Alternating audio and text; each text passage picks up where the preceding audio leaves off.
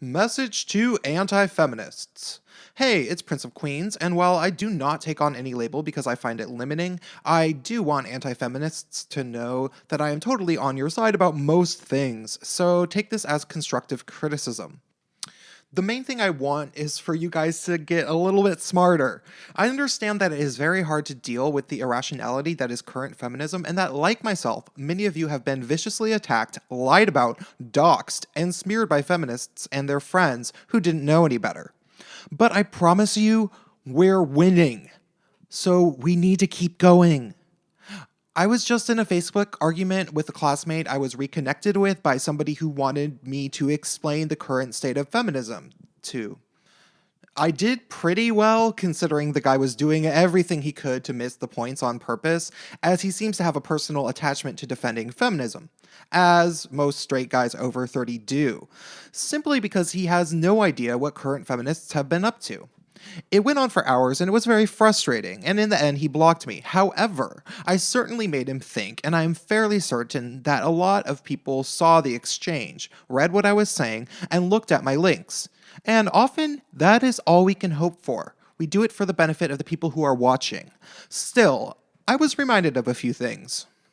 The main thing is that it is imperative to start referring to current feminism as fourth wave feminism instead of third wave feminism.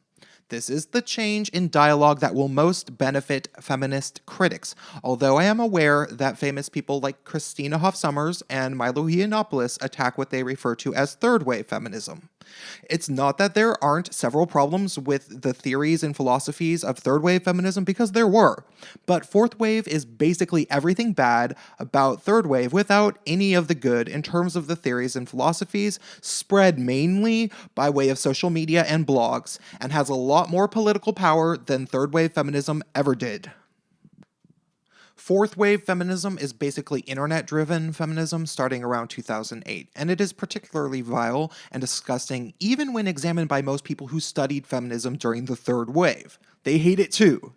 If you can convince them that there is a big difference, you can start to convince them that this is a huge problem. I made an entire video on this channel about fourth wave feminism if you need a primer about the specifics of what it is, though I apologize for using the robot voice at the time.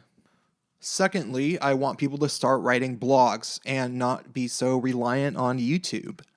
This came up tonight when I was arguing with the guy, as he wouldn't actually watch the several videos I linked him with, and much to my frustration, continued to try to argue with me about the current state of feminism like he knew fuck about shit.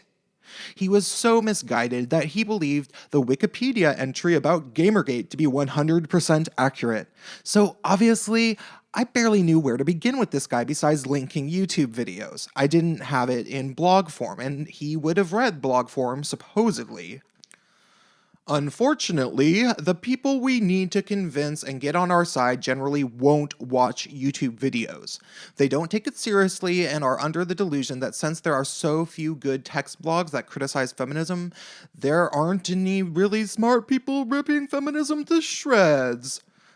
This is obviously untrue. There are tons of amazing YouTubers like Sargon of Akkad who take it apart like a surgeon. So even if you are just logging transcripts of the things people like Sargon say, please bother to do that so we can link them to the people who are just beginning to be skeptical of feminism. Finally, as a gay guy, I want anti-feminists to cut out the homophobic stuff. Even just calling people faggots. It's not that I really care so much as an individual, but what I want you guys to realize is that we are on the verge of a breakthrough amongst the gay male community in terms of getting a ton of gay dudes to start being skeptical of current fourth wave intersectional feminism.